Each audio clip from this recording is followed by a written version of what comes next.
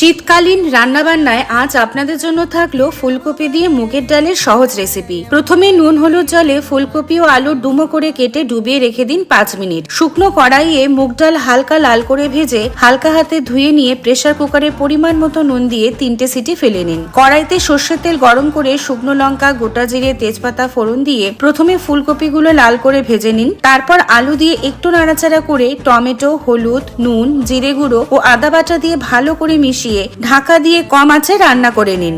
আলু ফুলকপি সেদ্ধ হলে সেদ্ধ করে রাখা মুগ ডাল ও প্রয়োজন হলে সামান্য জল দিয়ে কড়াইশুঁটি, কাঁচা লঙ্কা দিয়ে ফুটিয়ে নিন। নামিয়ে নিয়ে গরম মশলা, ঘি ও কুচনো ধনেপাতা দিয়ে গরম ভাতের সাথে পরিবেশন করুন। রেসিপি পছন্দ হলে লাইক, কমেন্ট, শেয়ার অবশ্যই করে দেবেন। আর প্রথমবার আমার চ্যানেলে এসে থাকলে চ্যানেলটিকে প্লিজ সাবস্ক্রাইব করে দেবেন। আপনাদের সঙ্গে দেখা হচ্ছে নেক্সট রেসিপিতে। সবাই ভালো থাকবেন। ধন্যবাদ।